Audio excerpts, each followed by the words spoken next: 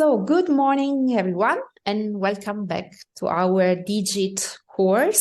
As everybody knows, or at least if you have been following us in the last 4 sessions, we are dealing with giving you some instruments and inputs concerning digitalization for internationalization in order to internationalize your business via the latest digital instruments. And as you know, in this part of the course, we are dealing with digital marketing. That's why we talk with some digital experts in all the countries we are representing. So in Germany, in Spain, in France. And today we are with Miram. Hi, Miram. Good morning. Hi. Good morning. Hi.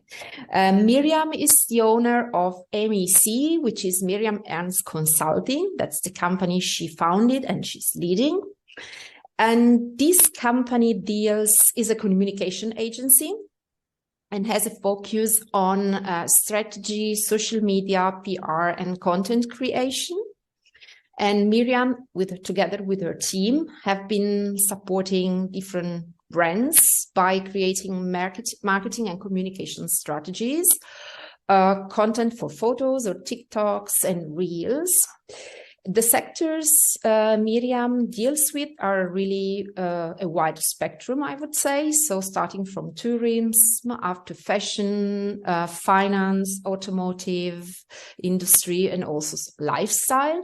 So I hope I could introduce you in the best way I could, Miram. It was perfect. Yes.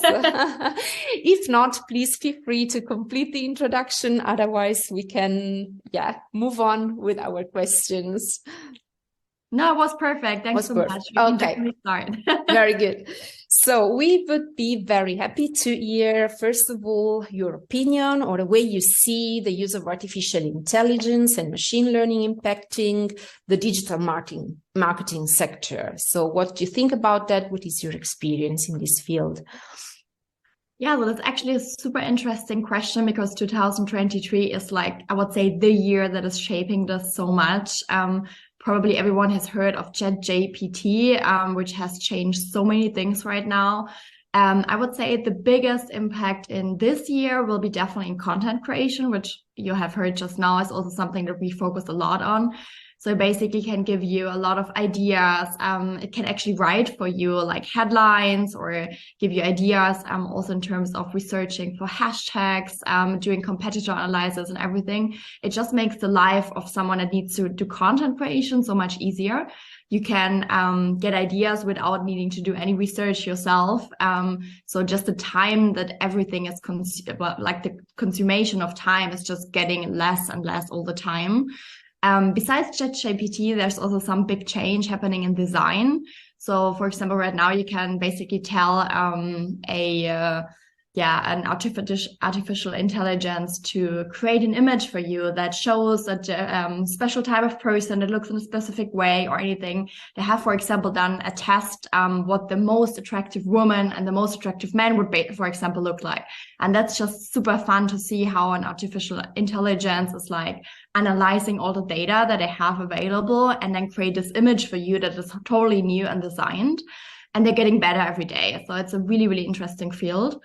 Then, of course, there's predictive analytics. So, for example, if you're having an online course like you're doing right now, there's a potential to analyze exactly what people are looking at, how long they're watching what video, where they stop, why is this impacting the way they may be learning or they're having the questions at the end. And then you can adapt and improve an online course, or this could happen also with a web page.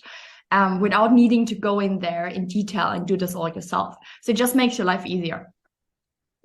Yeah, that's a very good input and a very actual one. We are dealing a lot at present time, indeed, no matter in which sector, with ChatGPT, and we are realizing that especially in the SMEs, in the small and medium companies, there is not yet that level of familiarity with this topic.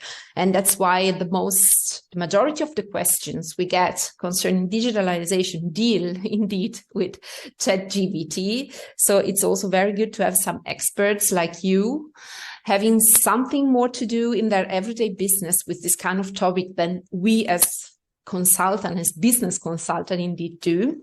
And so do you think that, is it a combination of ChatGPT, which has mainly to do with the written results you can get from artificial intelligence, written in terms of text, but also of images, right? How do you see the combination of these results with the use of augmented reality or virtual reality, and how does it affect the digital marketing nowadays? Yeah, so virtual and augmented reality is not something totally new to the marketing anymore. However, you're creating unique shopping experiences, for example. Let me give you an example of, for example, a lipstick. So there has been happening these digital try-ons, for example, on Pinterest, but also on other platforms where you can basically see yourself wearing that lipstick and directly know, like, if you like the color, if it fits you. And yeah, basically the artificial intelligence could suggest colors that fit you better. So make your user experience easier, better, and of course, drive more sales at the end. So this is actually really, really big impact, where I don't think we're there yet to make this 100% happen. At least it doesn't happen in the daily business out there yet. But this is definitely something that will change in the next year or 2 years. And will be very, very big impact on how virtual and augmented reality can be used. Then, of course, you can also do the same in store. So to create more fun experience, more innovative experiences. And also something that's really important is to have more interactivity with consumers so that you learn more from them. You see what kind of colors, for example, they are preferring, what they are looking at. And then you can also drive data out of this on how to develop new colors for the next year, for example. So there's a lot of potential in, the combination of the two. The combination of augmented reality and artificial intelligence. Yes, that's very true. And you have now mentioned another very interesting point, that this combination is helpful not just to make the point and the state of the art in the present moment, but also it has a great value concerning forecast and foreseeing what could come and what is supposed to come. And that's a very good point. We couldn't discuss about that with the other interviewees, but thanks a lot that you've mentioned it. Exactly. And my next question would be about messaging platforms, chatbots or other messaging apps.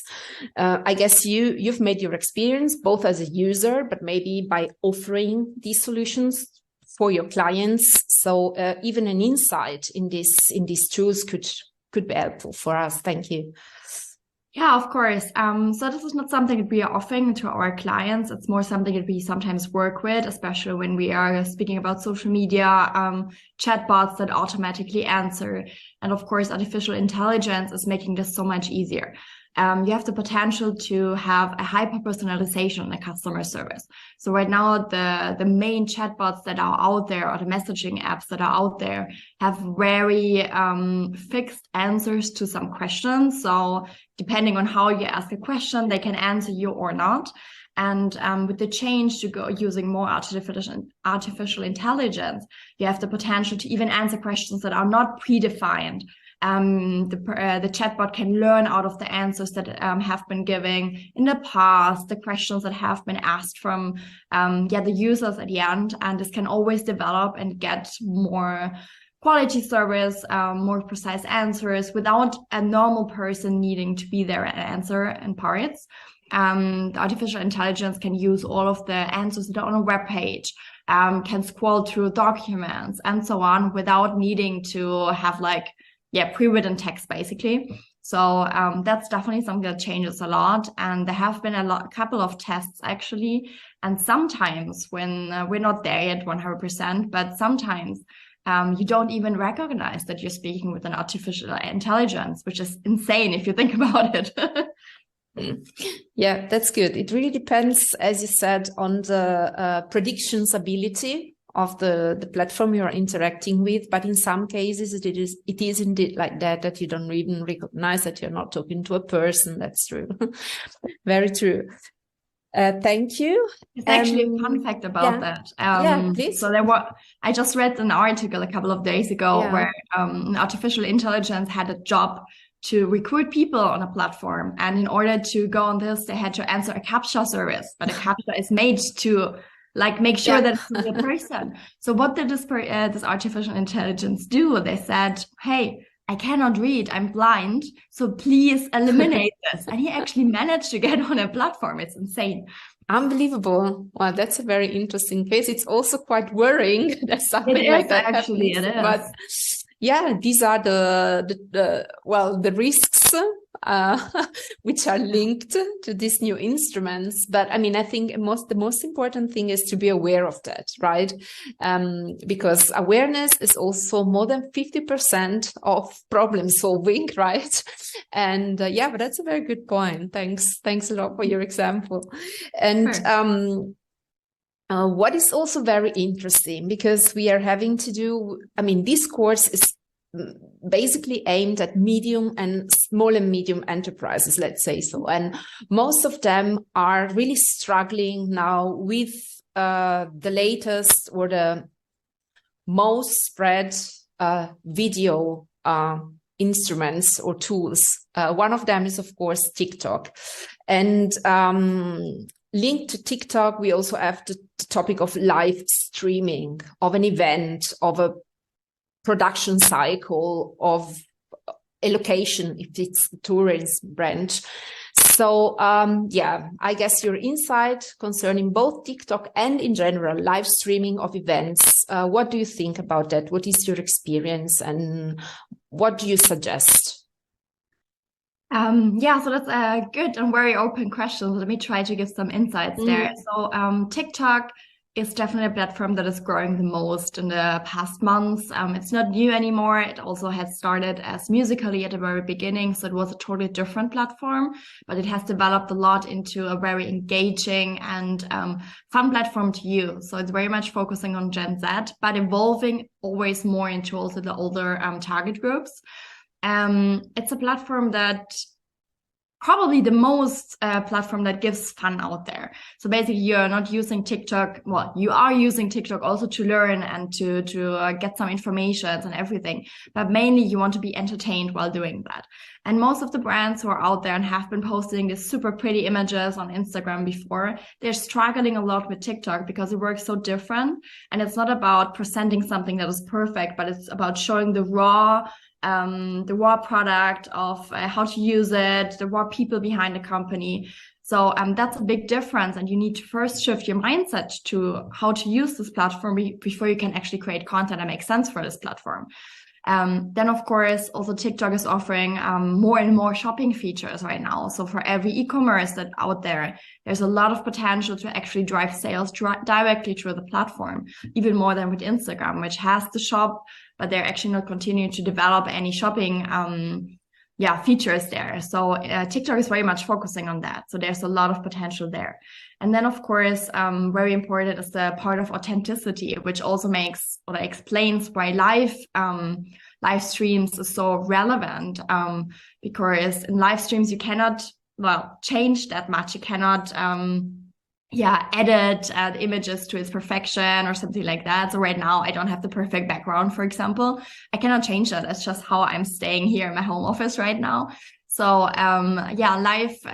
live shows is so important to show authenticity, to speak in real time with people, but also get real time engagement, which makes it easy to drive a communication, to drive feedback from your followers, from your target group. And then, of course, you can also show products in live in real time, which also drives more sales, because engagement always drives more sales at the end. So that's, I think, the two most important things to consider.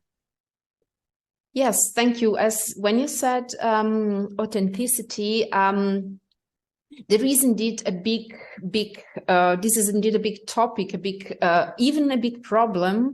We had, for example, the case of a client. It was a very known Italian coffee brand.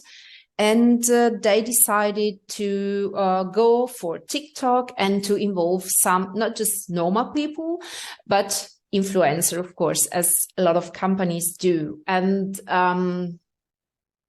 now it is the question about credibility of an influencer, because coffee is a very widespread good, which is used starting from 18 up to 80, basically, or 17 or 15 also. And we had indeed, we didn't even notice that, because we don't have an internal communication agency. We work with a communication agency which works even for our clients, that one of the influencers showed herself drinking cappuccino at 1 p.m. So we had literally a shitstorm, as it's usually called in this field, of a lot of clients of this company, but of course of other young and even not so young people who were telling us, okay, cappuccino cannot be drunk after 12 o'clock in the morning, okay? 12 o'clock is already very late. So we could say we reached exactly the opposite effect the company wanted to reach through this influencer. But indeed, there was so much traffic on their Twitter and Instagram and TikTok account that at the end of the day, they reached the result they wanted to reach. So do you have some example of credibility or some hints, some suggestions you can give a company when they go for choosing an influencer who is then acting or contributing to their TikTok channels, YouTube channels, or Instagram, whatever?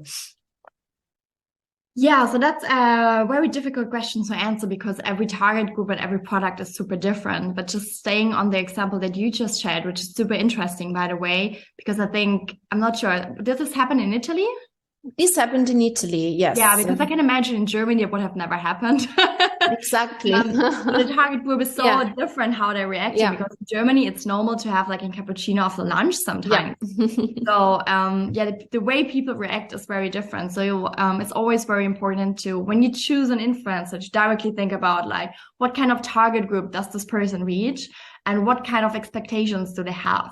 And then usually when we're doing this, we first have an analysis of the influencer, of what that person has said in the past. That could maybe predict or make difficult what she's going to say for us as a brand right now, or for our clients.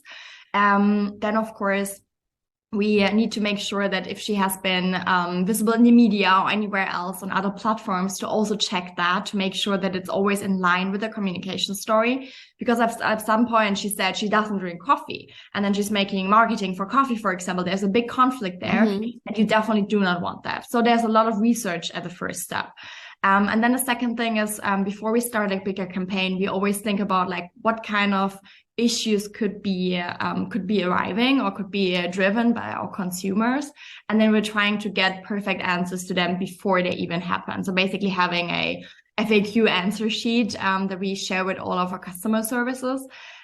This will never be perfect, because you cannot predict everything. But maybe you can use artificial intelligence to get some more ideas, maybe. But yeah, so the way you can prepare as much as possible on potential shitstorms, feedback, negative